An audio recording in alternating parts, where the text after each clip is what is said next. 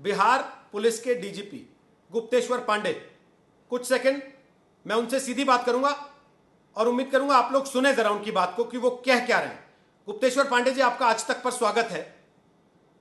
लगातार ये चर्चा थी कि ये आदमी बिहार की तरफ जा सकता है। उत्तर प्रदेश से अपराधी जब भागते हैं तो बिहार उनके लिए स्वर्ग होता था एक समय। आज भी स्वर्ग होता है क्या बिहार अपराधियों के लिए? आपका सवाल तो बड़ा है, लेकिन जनता को और पूरी देश की जनता को ये जानना चाहिए कि इतना मूर्ख नहीं है। बिहार की तरफ वो झांक भी नहीं सकता है। बिहार आने की संभावना, रास्ते हैं। वो चाहे तो नेपाल में प्रवेश करके, नेपाल के रास्ते से हमारा पोरस बॉर्डर है, 7 जिलों की सीमाएं लगती हैं नेपाल से, तो कोई आदमी आज आ सकता है। लेकिन वो बिहार पुलिस का रुख और बिहार की एसटीएफ का रुख और हमने जो ऐलान कर दिया उसको अच्छी तरह से पता है। और ऐसे दुर्दांत अपराधी ऐसे नहीं चले आते रोड पर टहलते हुए। उनके लिंक्स होते हैं, उनके कनेक्शंस होते हैं कि वो कौन बुला सकता है, किसके थ्रू बिहार में प्रवेश कर सकते हैं, ये हम लोगों को पता रहता है। कि गोपालगंज से आएंगे तो क्या उनके लिंक हो सकते हैं, सीतामढ़ी से आएगा तो क्या उसके लिंक हो सकते हैं, सुपौल से घुसेगा कोई अपराधी तो उसके लिंक हो सकते हैं। तो सारे ऐसे लोगों पर हम लोगों की नजर है। इम्पॉसिबल है उसका बिहार में आना, मैं आपको बता दे रहा हूँ, वो आ ही नहीं सकता। और आएगा बिहार की धरती पर पैर रखते ही पुलिस अपराधियों के लिंक्स पर नजर रखती है। सर, आप कह रहे हैं पुलिस अपराधियों के लिंक्स पर नजर रखती है, यहां तो उल्टा है ना। अपराधी पुलिस के लिंक्स पर नजर रखे हुए, इसीलिए तो 8 लोगों को मार के भी फ्री घूम रहा है अब तक। मैंने फेसबुक पर देखा, किसी ने लिखा ये ब्राह्मणों का शेर है, शर्म आनी चाहिए, घिन आती है मुझे। अगर इसको शेर बोलते हो तो भगत सिंह कौन थे, खुदीराम बोस कौन थे, चंद्रशेखर आजाद कौन थे, अशफाकुल्ला कौन थे? जो वतन के लिए शहीद होता है वो शेर होता है। क्रांतिकारियों की फिर से परिभाषा बदलोगे क्या? ये पेशेवर अपराधियों को शेर बनाओगे, क्रांतिकारी बनाओगे और मारे जाएंगे तो इनको शहीद बोलोगे? अपराध की संस्कृति को समूल उखाड़ना होगा।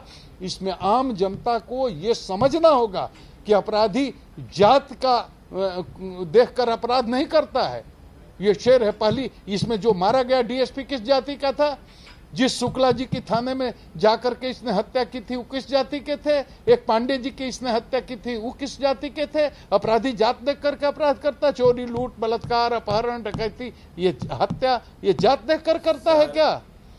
ऐसे अपराधियों के विरुद्ध में सारे समाज को संगठित होकर के और खड़ा होना चाहिए। अपराध की संस्कृति के खिलाफ अपराधी को केवल अपराधी समझना चाहिए। उसको हीरो पुलिस बनाइएगा, उसका सम्मान।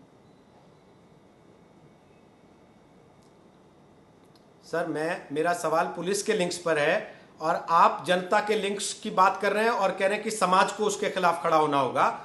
लेकिन सर, एक तबका तो फिर समाज में ऐसा भी है जो ये कह रहा है अपनी जाति की वजह से ही बचा हुआ। किसी और धर्म का होता तो आतंकवादी बना के मार दिया गया होता अब तक। फिर क्या कहिएगा उनसे? देखिए, इस पर मैं डायरेक्ट सीधी टिप्पणी करने से बचूंगा।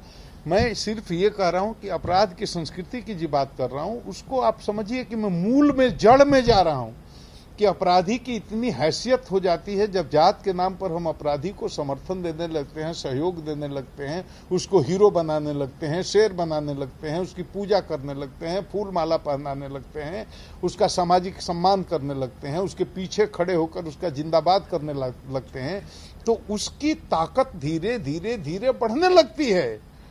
और हो सकता है कि इतनी ताकत बढ़ जाती है, जन समर्थन हो जाता है कि कुछ राजनीतिक लोगों की मजबूरी हो जाती हो उसको देखना, उसको खुश रखना, उसको संतुष्ट, ऐसा होता है, हो सकता है। लेकिन हमें इसी चीज को तोड़ना है। हम हीरो ही न बनने दे किसी अपराधी को, चाहे कि वो ब्राह्मण हो, चाहे कि वो ठाकुर हो, चाहे कि वो मुसलमान हो, चाहे कि वो किसी जात का, किसी मजहब का कोई भी हो। अपराधी को अपराधी की तरह ट्रीट किया जाए और वैसा ही उसके साथ सलूक किया जाए, उसको हीरो बनने ही नहीं दिया जाए। ये बात